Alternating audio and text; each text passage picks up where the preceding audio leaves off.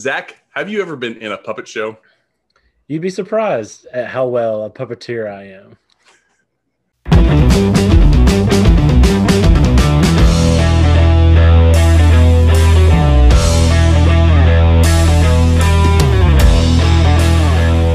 Welcome into Bearing Up. As always, my name is Logan Bruce. I am joined by my partner in crime, Zack Griffin. How are you today, Zach? Wonderful. It's been a good day. We had a baptism today. Nice. So I'm kind of on a little bit of a high today. Yeah, so I feel that. awesome. So well, good. Good to see you again. We had just said before, I feel like we haven't talked this week, but so maybe that'll make this a better episode, a worse episode. We're going to find out. But either way, I asked you in the opening, have you ever been in a puppet show? Personally, I did puppets in growing up in LTC, which is like Lads to Leaders, depending on which we were familiar with. But I kind of wanted to bring up puppets because of the direction we're kind of going to go later on this episode before we bring in our guest or after we bring in our guest. But puppets are interesting to me.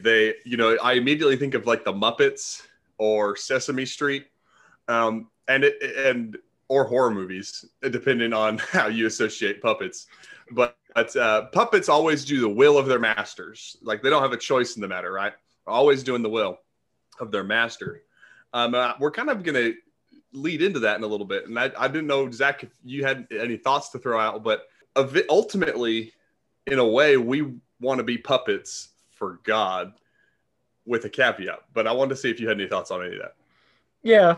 So I'm not going to do any here, but I have some pretty good experience with puppeteering. That was one of our things with VBS. We always did puppets. Right. I was always involved with that and developed a couple voices and stuff. Well, you have to. Yeah. I'm not going to do any here, but. Oh. Well, we had who did we have on a few weeks ago with Petey? Oh yeah, Jake Sutton. Jake Sutton. He should be talking about this. He does the. Oh, I know. That would have been good. But yeah, he had Petey on, and we got to see Petey a few weeks ago. But yeah, anyway, I kind of wanted to throw that teaser out about puppets before we really dive into that here in a second. But before we continue, we have to bring in our guest for the day. It's a guest Zach and I both know. And unfortunately, though, he did not go to Freed, but I'll let him defend that in just a second. But today we have Joshua Posey on with us. Joshua, how are you today? Thank you for joining us. Man, I'm super glad to be on the show today. I'm excellent. Thank y'all for having me on. And I teased just a second ago, you didn't go to Freed. I know you went to Faulkner. I did not know what year you graduated. So tell us what year you graduated and tell me why Faulkner. And you don't have to say better than Freed or worse than Freed. You can just what made you pick Faulkner? I'm just curious. Yeah. So basically, I graduated in 2016. So my wife and I got married in 2015, and we moved. I started preaching in 2015, and then finished online and graduated officially in 2016. Nice. So really enjoyed Faulkner. Now, the reason I actually looked at Freed and Faulkner and was accepted to both of them. The reason I chose Faulkner is, first of all, it was in-state for me. So I grew up in Alabama. I currently live in Georgia, but I'm right on the Alabama state line. So my house is like 3 minutes from the Alabama state line. So I basically still live in Alabama, but it was in-state, which made a difference for the tuition cost. And then there was a girl that was my age that was going to Faulkner from my congregation, and our moms were really good friends. So every time that she would go for a visit, we would go for a visit because our moms were close. Yeah. And so that basically was kind of what leaned me that direction. Both of her sisters had gone to Faulkner, and I don't know, I just kind of had more exposure to Faulkner while I was there, and had some other friends that wanted to go there. So that's kind of just what pushed me that direction. I wanted to go to Freed for a while. Both of my parents actually went to Freed. That's where they met. And so there was a good connection to that university, but Faulkner kind of won out in the end. And I enjoyed, my time at Faulkner. Graduated in 2016. Oh, that's awesome. Well, that was kind of a precursor question. Zach, I'll let you get to your question next. But okay. Kind of in the same vein, what led you to ministry because you obviously went to Faulkner with that intention as far as from what I gathered just there. But what led you to that? This is what I want to do. Well, I wanted to go to Faulkner. I wanted to be involved in Christian education. I saw the value of that. Mm-hmm. And when I was 15, my dad had me preach one of my first sermons. And I preached at this little tiny congregation called Dancy's Chapel, Church of Christ. And it was like I don't know, I had like 6 pages of notes on Joseph. And I think I read the pages in like 10 minutes. I was so nervous. But after that moment, like I was really excited. I enjoyed the response people gave. I really enjoyed preparing the lesson. And so I kind of enjoyed preaching, but I went to Faulkner with no intention of being a preacher. Mm-hmm. In fact, I went there and I was studying counseling. And that was kind of I wanted to work with at-risk youth and wanted to be involved in kind of the development of young people. And I got into counseling classes, and I mean, nothing against counseling. It just wasn't for me. I just didn't really enjoy it. And so I started preaching at a small church outside of Montgomery on Sunday mornings and Sunday nights. And that just kind of rekindled that desire for me to preach, and started studying Bible, and I just kind of followed it after that. That was kind of the course I took. So ministry was kind of just something that, like, it's almost like I kept trying to get away from it and it kept sucking me back in. So I didn't really have like an option. And then, you and I were talking before about Brandon Edwards. He was a huge influence on my life that really pushed me to go into ministry. And he's remained a good friend of mine. So a lot of influences, just men that kind of mentored me and encouraged me to go that direction, are the reason that I'm there. Yeah. Awesome. There's certainly a call, and that call, oftentimes it's the people around us that, like you, I've had a lot of just older folks in the faith, elders and preachers, and so many that kind of pushed me in that direction a little bit. But for our guest, can you tell us a little bit more about yourself, like maybe interests or family, or maybe some side projects and things you're doing, working on now, just for our audience? Yeah, very cool. So my name is Josh Posey, and I'm married to Morgan, who's formerly Morgan Ray, and we both came from preachers' families. And so, we kind of knew what direction we wanted to go as far as our family life was concerned, and as far as, what area of the world we wanted to be in. Both of our families are in the Southeast. And so I've stayed in the Southeast as far as my career is concerned. And me and her, we have 2 children, Sidon, who's 4, and Anna Capri, who's 2. And then we have one due in July. So July 14th. And so we're super excited about that. Yeah, congratulations. I appreciate that. I'm very excited about this next one. We had a boy and a girl, so we decided that we were just going to wait to find this one out, which I thought was going to be like really challenging, and I was going to drive myself nuts wanting to find out. And it hasn't bothered me that much, which I didn't expect. So, but we live in Georgia, and I basically, I love what I do, and I've really been occupied recently. I just finished a master's degree, like, I don't know, a week and a half ago. I finished it. Wow.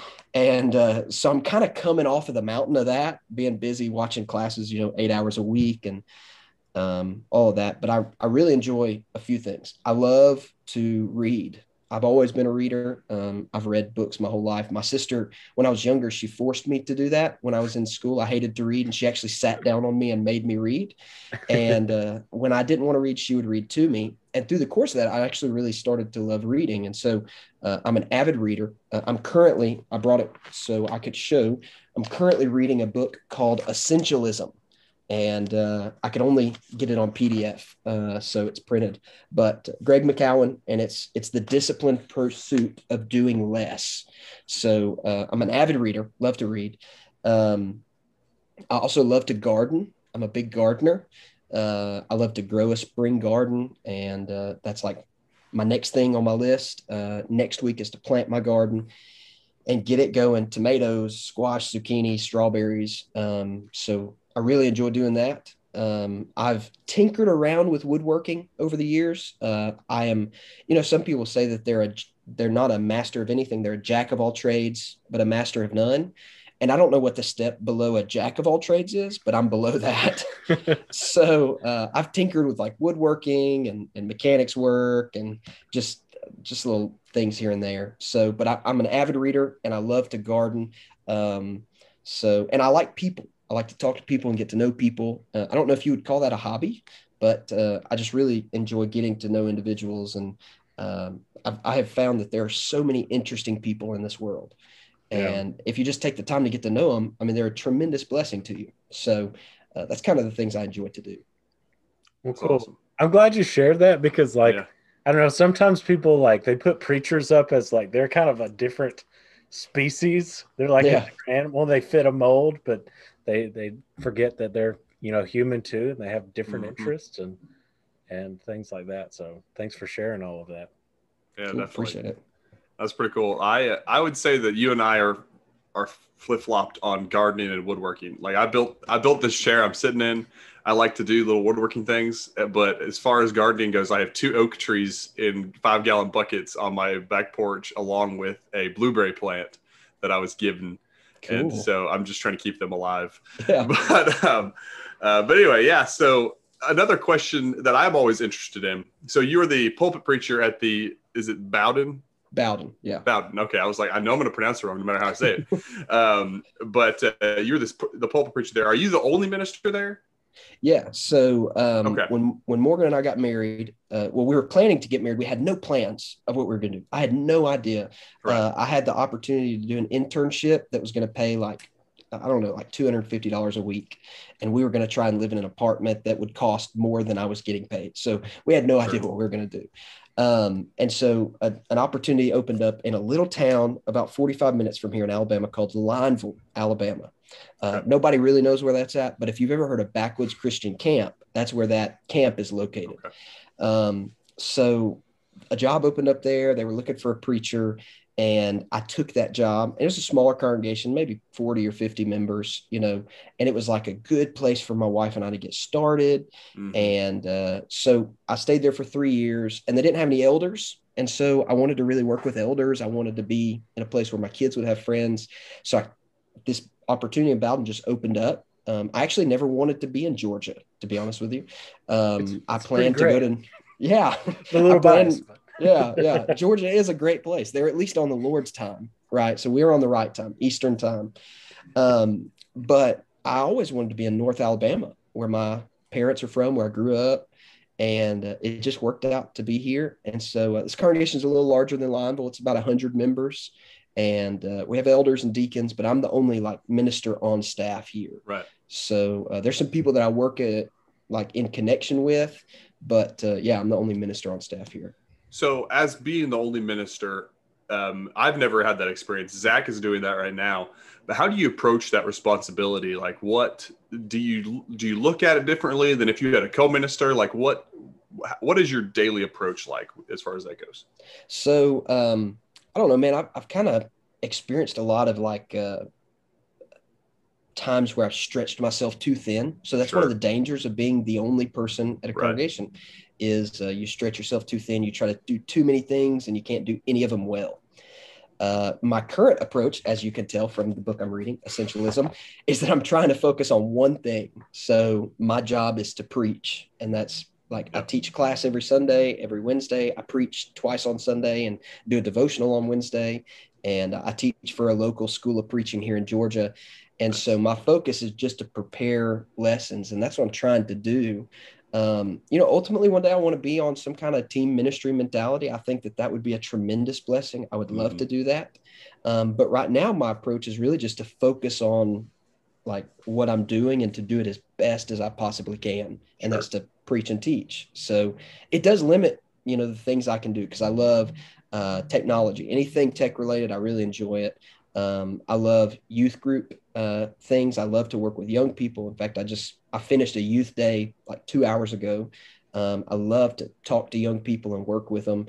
I love young married couples because I'm a young married person and I like to learn from them. So, but I kind of have to like put the horse blinders on, focus. So that's what I'm trying to do right now is just to stay focused on teaching and preaching and be as best as I can at that. So it's awesome.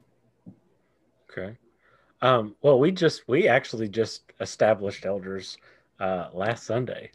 Whoa, that is awesome. Yeah, we haven't had any. I don't think I've ever said this on the podcast. We haven't had elders in like 40 years. Wow. It has been. Congratulations. That is a feat. And yeah, so we last Sunday, I guess if you're watching or listening to this, it's 2 Sundays ago. But I guess with that kind of in mind, fresh with me, how long have you been there in Bowden now? So this month I'm approaching 3 years. Okay. So you've been there for a little while, and you've been able to sort of develop a relationship with the elders there. So how do you, I guess, what does a good ideal sort of dynamic look like between a preacher and elders? Because that I always see that, you know, as a ministry team in a sense. Like you may not have another preacher or associate or youth or anything like that, but you still are, in a sense, part of a ministry team. So how do you maybe develop a good dynamic between the preacher and elders? So I'm probably going to give like a very one-sided view of this because you're the preacher. Yeah, I'm the preacher. But I came into a situation that was super like well set up. The preacher who was here before me, he was here for 18 years. He was kind of like on the last part of his ministry, and he retired from here. And he was very organized. He was a very personable, very easy to get along with person. And he really set this congregation up to where everything was really well delegated. I mean, everything was delegated.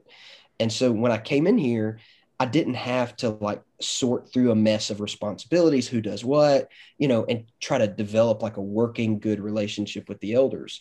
Now, saying that, my personality type, just me personally, if you like operate, say, the Enneagram scale, I'm a 7, like through and through. I am a big ideas, sometimes I forget all the little details. I'm always wanting to move on to the next thing. So from my perspective as a preacher, I see my role as like this voice of the congregation, or this like a tone setter. So everything the preacher says from the pulpit sets the tone for the church.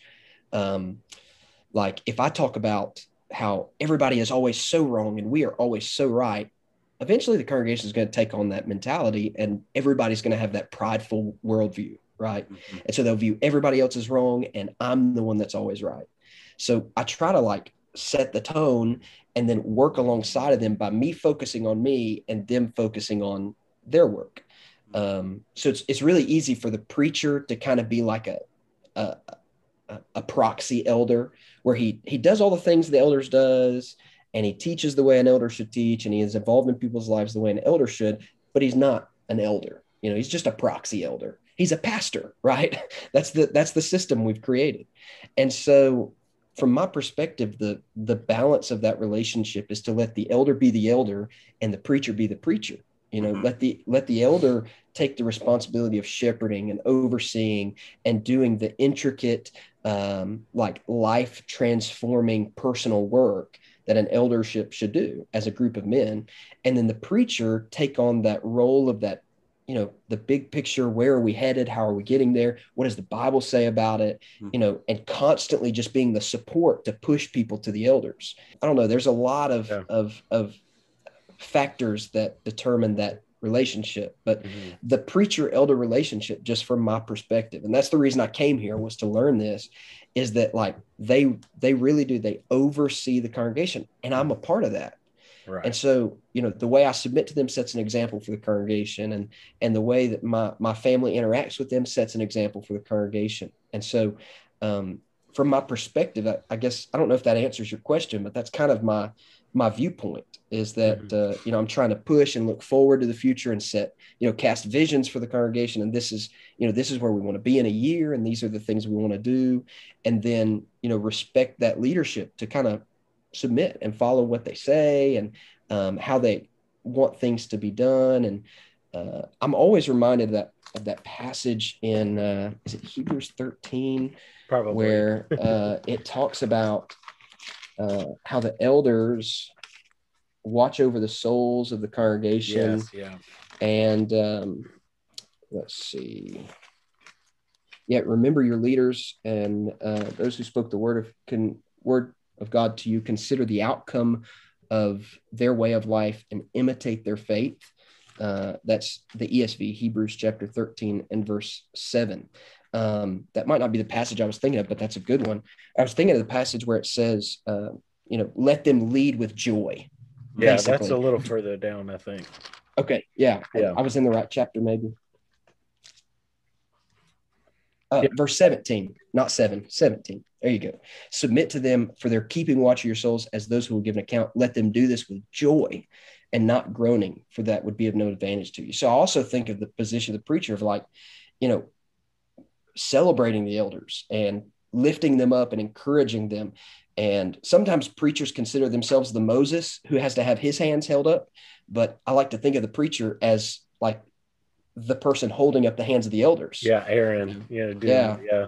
So anyways, that's kind of, I hope that answers your question in some way. I think that's great. And yeah, I agree. I think that, the elders have a tough job, so anything that the preacher can do to support and to show he's, submitting to their lead, I think that was a great answer. So I think that kind of is tying pretty well into our topic for today is, I won't say too much more. I think we're going to take a quick break and then we're going to come back and I want to get some of Joshua's thoughts on our topic, and we'll kind of toss that out to him and get his preliminary thoughts before we dive into some scriptures. So thanks for sticking with us so far. We'll be right back. Thanks everyone for tuning in for this episode. We want to remind you to like, share, subscribe, follow, interact with us on our social media. Even just liking this will kind of help you to be able to see some of our stuff more. So please do that. Check out the Ministry League. We are a part of the Ministry League network. And so we are proud partners of the Ministry League. They have a wonderful app, new things that are coming to the app. They've got events. They are involved in a lot of stuff. So check out the Ministry League app or their website, ministryleague.com, and check out our Patreon. We've got 3 tiers, and there's a basic, a mid-level, which is our mug club, and then we have a VIP spectator where you can actually join us as we record our episodes live. So we have live videos every week, lots of extra content, bonus episodes, things like that. So check out our Patreon as well. And thanks again for tuning in with us today. Welcome back in. Thank you, Zack, for that reminder. For everybody who's listening so far, you've stuck with us to the nitty gritty, I guess. We've had some fun so far and some kind of get to know you, but we're gonna dive in here. And Joshua, I want to get your thoughts. Our topic for today was God can use anyone, and I've got a few examples, but I want to get just there it is. God can use anyone, and I don't know if you knew the topic coming into this, but you do now. So. What are some of your preliminary, there's that hard word, thoughts on that topic, and how it relates not only to some of the things we see in scripture, but also to us today? Yeah, so I did know the topic, by the way, so that was good. We might have been flying, shooting from the hip, but that's the best way to do it. Yeah, the best ideas come out of a brainstorm.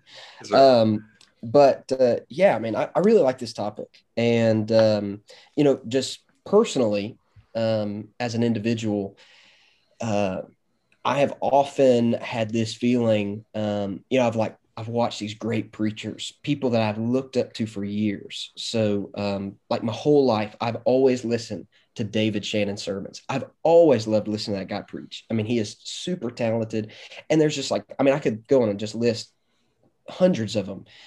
Men that I've looked up to, and I've always thought to myself, man, I wish I had the talent that they had, and thought of myself, I just wish I had the ability to lay out a text like Dan Winkler, just lay out the Bible and just make it come to life, or, other people. And often thought, just honestly and innocently about my own talents and abilities that way. And kind of looking at this topic reminded me a lot of that, as I was a young kid watching all these adults grow up, that, even they in my mind may have been like superhero preachers, people that I looked up to, they were just normal people. And that's actually, I've got a lot of examples, I'm sure y'all do too, of people in the Bible that God used that were just, they were just ordinary people. They weren't these like home run, super talented, like out of the box thinkers that just revolutionized everything. God used normal people, and God often uses normal things. If you think about Jesus, like when he would teach, he just used normal examples. He was talking to farmers, and so he talked about farming, sowing the seed, cattle, sheep. Jesus used common language, and that makes sense to me because God created us as common people. And he uses common people to accomplish great things. And it was never really the talent of the person that God used. It was always God working through them that made something able to be accomplished. And that's always been humbling to me, to think that God can use any person to accomplish his will, not because of their power or their ability or their talent, but because God is so powerful. So that was kind of the first thing that came to mind when I thought of the topic. Yeah. And I think God explicitly says that I pick the people I do because it's not about you. He picked the 12 disciples who had been rejects from most likely rejects from the temple, from the scribes and the Pharisees there. And I want them because there's something different about their heart. I'm not picking them because they're the smartest or the most linguistically gifted. And so there's something to be said for that. But there's a couple examples I want to hit on, and I want to kind of talk through all three of us, kind of look at these.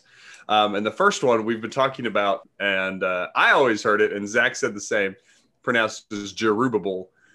But I think that we're using too many syllables. I don't think that's an accurate. It doesn't look like Jerubbaal. I know, and that's all I heard it. And like I see what they're doing, but it's like you're adding syllables unnecessarily. So I think a better pronunciation, and the one I personally am going to go with for the rest of the episode, is Jerubbaal. Jerubbaal. So take that for what it's worth. I'm going to go with Gideon. Everybody raise your hand. Yeah, I was about to say, if you knew who even that was, his name's Gideon. But Gideon, I think, is the prime example of this. He even tells God, look, I am the lowest in my family, which is the lowest in my clan, which is the lowest in my tribe, which is the lowest of all the 12 tribes. So what are we doing here? And then he tests God a couple times, which that's a whole nother episode. But eventually God's like, look, this is the way you may feel about yourself, but that's exactly why I want you. So kind of, Zack and Joshua, let's talk about Gideon for a second. Give me your take on Gideon. Well, he was a coward. Yeah. Straight up, like textbook coward. Where was he when God came to him? You guys remember? He was in the wine press, threshing out wheat. And if you know, like the process of threshing wheat, they did this. There was a flat place out in the open because they would kind of bash it down and then they would pick it up and then all the chaff would blow in the wind. But he couldn't do that because the wine press was like down in a hole. He's hiding because he's afraid of the Midianites. Yeah. So, like textbook coward. And then God says twice to him, "You're a mighty man." So harsh. Rise up in this might of yours. And I'm like, this guy's not. It's from a human perspective, it's like, God, are you really choosing this guy? Yeah. There is no might in this man at all. Right. But that's just kind of like, that's how we meet him. Sure. I've always just viewed Gideon as like this huge transformation story, like what you're saying, like a transformation into probably a way we should all view ourselves, to go from, you always heard people say like God takes you from where you are to where you need to be. That's just I've always heard people preach on Gideon, and I've always thought of him as the transformation story. Yeah. And that's the amazing part about it, is that God, he takes this man who at that moment is a coward, and he asks for all these signs, what I need to do, and just, I think there were 4. Were there 4 signs or 3 because the first one was he had to offer up an offering, he made some leavened cakes and all of that. And then the angel of the Lord touched it. Now I can't remember after that if there were 3 other signs that. Well, he had at least 2 with the fleece. Yeah. Okay. So there might have been 3 in all. But then, God kind of says, you are going to strike Midian as one man. Yeah. And but is it going to be because of who Gideon was? Or is it going to be because of who God is? Right. And so that becomes the question here. He narrows it down to 300 people, this army of Gideon. I mean, and so it entirely becomes God who's working through this. My favorite part of the story of Gideon is that their camels couldn't even be numbered, like the Midianites. So like they're just so many people, and not even every soldier had a camel, but the camels were so many that you couldn't even count the camels. But what you're talking about with Gideon, Zach, is exactly kind of where I was thinking. You're pretty harsh with textbook cowards. Well, okay. I'm just go back and read it. If you become harsh, go back and read it, and you will see this man is hiding in a hole because he's afraid that his food's going to be taken away from him. Yeah. I don't know. Maybe you're right. But I think that's the point, though. And that's kind of where we're at, is that's why God picked him. Yes. Because he wasn't going to be. What's interesting is you see this all throughout the judges. We could have probably taken every single judge and done this episode one at a time, except for Samson. Because Samson's the only one who's the outlier, who had everything, who never had a problem. And he is arrogant. He is just like the worst kind of person, but God was still with him. And it's the flip side of that, where he wasn't a coward. People expected it, even maybe, that he did some of the things he did, but God still used his shortcomings to his glory. And I really like the story of Gideon. I like to think that maybe this was the inspiration for the movie 300, not what actually happened. This is what actually happened. What's interesting to me in the story of Gideon, one of the things that always stuck out to me is when God comes to him. You were talking about that just a minute ago, Zach, how God comes to him and God physically says to him, the Lord is with you. And Midian's like, what? You're not with us. His trust in God, and it seemed so low, like his faith was very, very low. And it seemed like God made him have a faith because he gave him so little to accomplish something great, that there was no other reason that it should have been accomplished except that God was with him. Like it was like he was proving to him, oh, actually God is with you. I am with you. You don't believe I am. You think I've just turned my back on you. And the Israelites, the Mennonites had depleted the Israelites' resources. I mean, it was a horrible situation. And yet God gave them so little to accomplish so much, that I think it maybe should have revamped what Gideon thought, like, oh, maybe God is actually with us. Because, if he would have sent him, what was it, 22,000 or 24,000 they started with, if God would have sent him with 24,000, you could have made the argument, like, even though the camels were so great, they had so much that maybe we accomplished this, but God gave him so little to force him to realize that, okay, yeah, actually God is with us. Right. No, and I think that hits the nail on the head. Zach, sorry, you look at your message. No, what they shout, before, when they're there and they're, you just imagine them and they're all, circling the camp and they're all lined up side by side and they're not very far back. I think they're all just shoulder to shoulder and they hold up their horn and their lamp and they say, the sword of the Lord and of Gideon.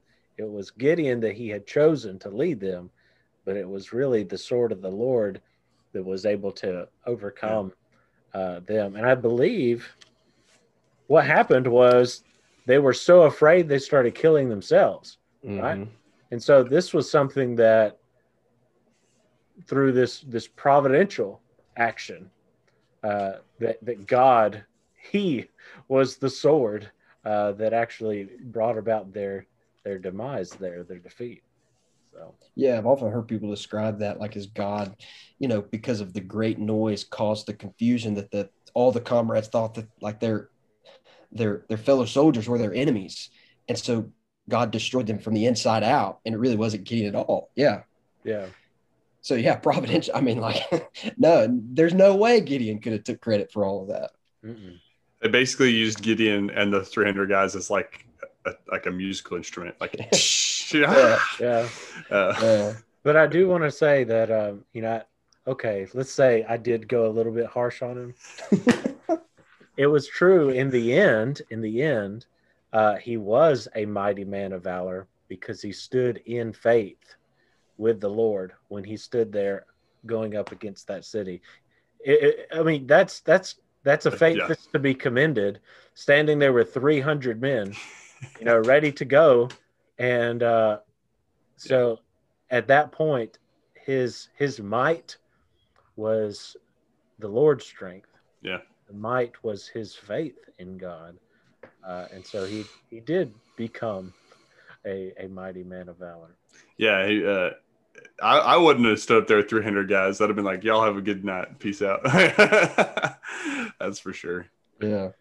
I mean, I think right there at the end of his life, Zach, if I'm not mistaken, at the end of his life, like as soon as he died, it was like the people of Israel were holding on to Gideon as their, like the glue that was keeping them faithful to God, because as soon as they died, they returned back to the other gods. And, Gideon is almost like credited with some of the great accomplishments that Israel had. Yeah, for sure. Well, another example I want to take us to, we're going to go from a textbook coward to an 8-year-old. And guys, if you're following along, flip over to 2 Kings 22. You have something to say, Zach? No, you said that and I'm like, this is just nuts. I mean, I ain't letting it go. I mean, some of these, just these people in the Bible, just kind of a side note. God just picks these people, and it's just like, how in the world? Yeah. But it shows his power in this. 8 years old when he becomes. But yeah, go ahead. Yeah, no, and it's that 2 Kings 22 is when we're introduced to Josiah, and 2 Kings 23, I believe at the end is when he dies. I believe I saw that earlier. So maybe I'm wrong. Yeah, at the end of 23. So we see his entire life very obviously. I think you can see his whole legacy here in 2 chapters, because he goes from 8 to death in 2 chapters. We yada yada through a lot. But it's really interesting because one of the things that jumps out to me, this 8-year-old becomes king. And I'm going to read more than I did with Gideon, because I think people are less familiar with Josiah than they are with Gideon. Josiah was 8 years old when he became king, and he reigned 31 years in Jerusalem. So until he was 39. His mother's name, let's see. Here it is. He did what was right in the Lord's sight and walked of the ways of his ancestor David. I think that's kind of cool. And then it tells us why. And then we go into his story. And as an 8-year-old, let's see, in the 18th year, so maybe he's not 8. He'd been 26. Incorrect. So he's 26 years old. So he's younger than I am, younger than any of us here. A mid-20s guy. He decides to restore the temple, and they find the law. And he's like, what have we been doing? And instead of saying, you know what? And I almost got political. He says, you know what? Let's fix this. Let's do what's right. Let's get back into this. And then most of chapter 23, I mean, the title is Covenant Renewal. And so Josiah, this 8-year-old, this child, who even till he's 26, I mean, I don't want to think about how old I'll be. I'll be either 28 or I am 28. I can't remember. You'll be 28. I'll be 28. Zach knows my age. I know. But I mean, this guy, he's my age-ish. When he finds this new information, this life-altering thing is like, we have to alter our lives. And, a lot of people my age and a little older, you find something that's life-altering, that's a little more difficult to grasp. If we found all of a sudden a whole new book of the Bible that changed some of the ways we think, and especially our traditions, I think a lot of people would have a hard time with that. But Josiah's like, look, this is what it is. And God used this kid, and I'm saying a kid, I'm only a year older than he was because I'm still a kid. He used this kid to change direction and to recorrect Israel, and probably saved them a few generations from going to Babylon. When I think of Josiah, I think about his dad and his grandfather. So like they're terrible kings, horrible for Judah, just super ungodly. And it's like Josiah had every reason to follow in the footsteps of his ancestors, but he didn't. I mean, he just, from the beginning of the time he led, like in the text, I think they're in 1 Kings 22, or it might be the section that's in the Chronicles, but it talks about like how he connects himself more back to David than even his family. Yeah, I think it's, and he ends up being really the last good king of Judah before the Babylonian captivity. But yeah, that just, it blows my mind. He becomes king at 8 years old. It says there, like the first thing that happened, the first thing that said after that verse where it says he was 8 was what Logan read, and he did what was right in the eyes of the Lord and walked in the way of David, his father. You know? Oh yeah, that's where it is. So David is his father. It's not Amnon, you know, it's not the one who is actually his father, you know, because he didn't follow after his ways, and he didn't follow after his grandfather's ways either. But instead, I mean, I feel like there are a lot of people that if you're comfortable where you are, and he was king. I mean, king from a young age. I mean, you hear about the horror stories of child stars, right? Yeah. They get the fame and the publicity, and then they like just go rogue, and they get into like drugs, and they get into like just awful. They collapse. But that doesn't stop him. And at age 26, he gets that law, and his response is it's not going to be, well, I'm comfortable where I am now. I'm going to go back under this law and put the people back under this law, where there are things that we have to follow. There's this covenant that we have to keep. And he actually makes Judah, he gathers all the people in chapter 23 and makes them make a covenant to God, according to that law. Yeah. And I mean, it's just, what an excellent example of how, you know, I'm reminded of Timothy, you know, and Titus. You know, they were ministers for the Lord. And, you know, Paul had to remind Timothy, don't let people despise you for your youth. You know, I don't know exactly how young he was at that point. But, I mean, he had to have been young for Paul to say that. Yeah. And he was given this task of, you know, helping to establish elders and, you know, helping to, you know, make sure that the church was organized and working together, and false teachers, and he's this young man. So I think the greatest thing that kind of is a good example for us is that it does not matter how old you are. You know, God can use you. It doesn't matter where you come from either, your parents, you know, your background. Like if there was anybody that was set up to be a wicked king, I think it probably would have been him. Yeah. You know, just from his heritage and the way that, you know, they had to go back into the temple that had been desecrated. Like that's the culture. That was the time period that they were in, was they had forsaken God and temple worship. And there were all of these altars and idols for other gods surrounding him. And he chose not to do that. I think another cool thing about Josiah that goes along with that, what you're talking about, like he made this massive change, is that the people followed him to change. Yeah. Like it wasn't just that he came from terrible stock, like the terrible stock lived among him too. Like all the people, he called for like this nationwide repentance. And the Bible says like all the people went with him. I mean, he had to be a good king if he was going to lead all those people. I mean, even in the text, it says that he his influence was unlike any king, and there wouldn't be anyone like him after him. I mean, he's like put in this classification of his own. Some great kings like David, and I mean, you could even argue that Solomon was a great king. He had his downfalls just like David, but Josiah is like put in this class of his own, that he didn't just repent himself and turn to the law of God, but everybody followed him, which, you know, kind of being in a position of leadership and having a family with children, and that's a challenging thing to convince people to follow you into the fray, especially the unknown, where you don't know what's going to happen. Yeah, I do want to read that verse. It's in chapter 23 of verse 25. Okay.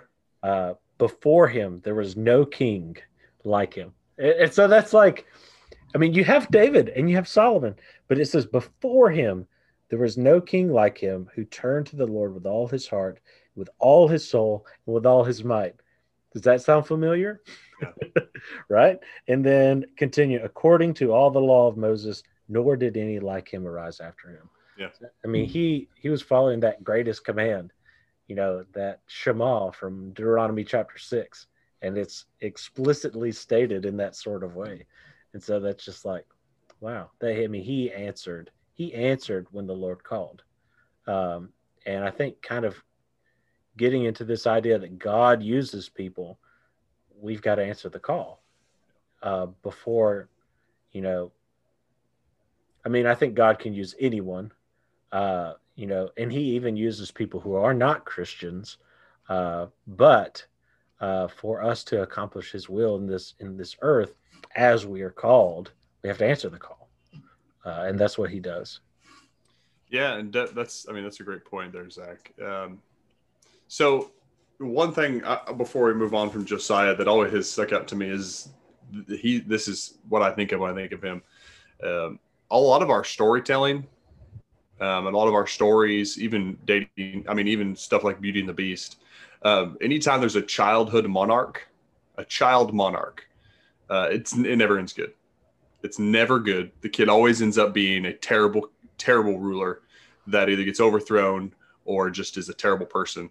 But this is totally opposite of that. And I think that that's kind of cool that also singles out God used this impossible task, even in our storytelling today, this impossible thing, God used it for his glory. So I don't know. That was just something I thought about. Those are the two guys that jumped out to me. So Joshua and Zack, I'd like for each of y'all to grab somebody from scripture and that fits this mold, that impossible or extremely unlikely, that they wouldn't have done it on their own, that God used them for his glory. So I wanted to piggyback off of what you were saying about Josiah and his age, like the child monarch and all that. One of the things that's always stuck out to me is the story of Mary, right? So we think about people like that God used in powerful ways, like all of these people come to mind in the Bible. One of the ones that comes to my mind is Mary, how especially connected to the age of Josiah, how, if you follow Jewish culture and their history, Mary probably would have only been like, 12, 13, at the most, she would have been like 16 when she was betrothed to Joseph. And God comes up to her and he's like, hey, you're going to be pregnant. And she was a very faithful Jewish girl because she was saving herself for Joseph. Jewish culture, they were essentially married pretty much. The only thing they hadn't done is consummated the marriage. Joseph was probably preparing the place that they would live in. And, she gets this vision from God that she's going to be pregnant, and she goes off to see Elizabeth, and, Jesus and John the Baptist have like this interaction here. And then she comes back and she's pregnant, and Joseph's like, hold on, what's going on here? And she's like, I promise, God got me pregnant. Here you are, baby. Fresh baked pie just for you. Where did you get this? I baked it from scratch. We don't have an oven. God helped me. Joseph, please. You see how that sounds, Mary? And I know that's kind of a paraphrase, but she's this young girl and she's telling this like impossible story. And God uses and can use young people. I think it's Mary's character that really made her someone that God chose, because she jumped on it. She knew the humiliation. She knew even if she was proven to be true that God actually did put this child in her, there would still be people their whole view of her would change just based on finding out that information. And God can use people, but it also, when I think about Mary, I always think about Moses. Because people often compare Jesus to Moses. Like Mary was used as this tiny little girl who would have been humiliated. And then Moses, God didn't call him until he was 80 years old. He's this old man. So we've talked about race and some of the background of people, like kind of the stock that Josiah comes from, or maybe some of the character traits Gideon had. But age, with Josiah comes in and reminds me of Mary, who is young, but Moses, who is, he was well into his 80s when God called him. He was an old man. So, God really can. He can use anybody. Yeah. Since you brought up Mary, someone that we talked about pretty recently, and I'm glad we're kind of talking about this because on Sunday nights, our series has been about looking at specific Bible characters and specific situations that they're in, that we can kind of plug ourselves in and see them as real people. That's really kind of the goal. And we looked at Esther. I think about Esther's decision that she had to make. And, she was a young virgin. She gets basically like toted in and, is selected from all these other girls to replace this woman who was banished from ever seeing the king ever again because she didn't come when she was called. So she's just in a hard situation just being a woman. When Mordecai sends messengers to her about the decree that was made that Haman, organized to kill all of the Jews, she had not seen the king in 30 days. She had not been called for that amount of time. And it actually shows her fear. She's afraid, because she knows that the law is she goes and approaches him, and maybe he's in a bad mood or something, and he doesn't put out his scepter for her to touch, then she will die. Like that's the law for her. She hadn't been called again for 30 days. He had just let go of his other wife because of a silly thing. Really, she didn't come when she was called. So she's put in a hard situation. Of course, Mordecai says, if you don't, God will find a way, for his people. But then she sends a message back and says, let the people fast. And I think the implication with fasting is prayer. I don't think the word prayer is there, but and she does it. She goes forward, and not only once does she approach the king without being called, but more than once. Yeah, does she do that? And it's amazing in the book of Esther. God, the Lord, is not mentioned by name, but he is so powerfully working through that book and through Esther. And so, we've talked about, people and their personality traits. We've talked about age. We've talked about cowardice. Do what? I said cowardice. Yeah, that's a personality trait. Okay.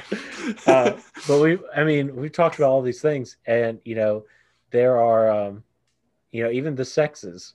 Sometimes there are stereotypes and there are roles and different things like that. And I think not to say that we shouldn't abide by the roles of that are in Scripture of our gender roles and different things like that. Mm-hmm. But of all the Jews, only Esther would have been able to say something. Mordecai, maybe, because he helped save the king, and that was on record. It was in the Chronicles. But nobody was going to have the favor of the king, but that woman. There was not anybody else that would have been able to save the Jews in that way because of the position that she was in. Yeah. So, and a wonderful example of faith of God using, someone even who was fearful. As we're wrapping up here, I want to bring back the puppet analogy we used. That, at no point does God want to puppet you like a marionette. We're not on strings where we have no will, no free will like that is. But God, with these people, all throughout Scripture, the most unlikely people, they allowed themselves. Gideon, Josiah, Rahab's another one. Mary, Esther. They allowed themselves to be used by God, and he knows them better than even they do. And that's why, for his glory. And so it's not about letting God move me on a string and, like a marionette, but allowing yourself to be a tool for the Lord. And I think that that's where we're at, that God can use anybody. You sitting here, maybe you don't think that God can use you. You're wrong.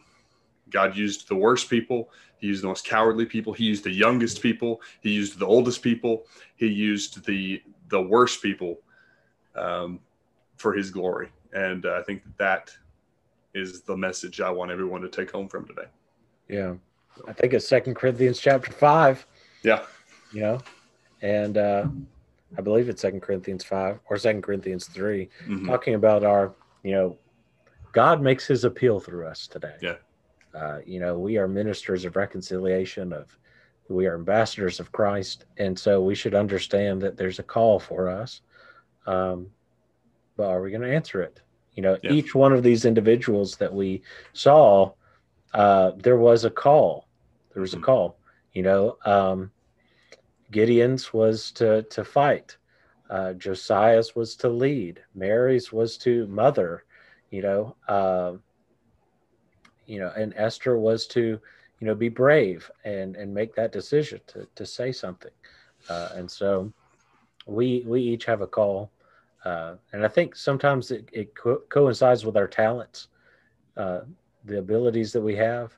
Of course, we all have the call to evangelize and be involved in that in some capacity. And so we just have to, when we answer the call, that's when God is able to use us well for his glory. Joshua, I think I'm going to pass it to you, and I'm going to let your final thoughts. I appreciate you being here with us today, man. Zack, when he is wrapped up with his final thoughts, I'd like to ask you to close us in prayer. Awesome, man. Well, I appreciate being on here. I've always been encouraged that God did some of his greatest work through some of the most unsuspecting people. And, I think that the common thread through there was willingness. He had to do some convincing with Moses. Other people took it hook, line, and sinker. They were all about it. It was fishermen and tax collectors, and he called people that were agrarian workers, and he even called some people that were they were just very important people. They were delegates. They were important people at the time, but God uses any person to accomplish his will. And again, as Zack was saying, it's only because of God's power, because we are his ambassadors. He's making his appeal through us. We're like the vessel that he's traveling in. And I think that's always humbled me, just to remember that, God provides the increase in every scenario. Awesome. Well, we certainly have enjoyed having you on today, man. And appreciate we've it. had a wonderful conversation here, and it's good to catch up with you for sure. So let's go ahead and we'll close with a prayer. Thanks, everybody, for watching. God, we thank you so much for this day, and we thank you for Josh and his ministry and his work. And we ask, dear Lord, that you'll bless him, but help us all, for us and for our listeners, to answer the call that you extend to us to act, to be involved in ministry and to love and to do your will and to do your work in this world. We thank you so much for Jesus, for the example that he sets for us, but also the free gift that's available to all who will answer the call to become a Christian. We thank you so much, dear Lord, that we can find the forgiveness of sins in him. And Lord, I ask that you'll bless our listeners, that you will help them to be encouraged, and for the content that they consume to be encouraging to them and building them up in you. It's in Jesus' name we pray. Amen. Amen. Amen. Thanks for watching.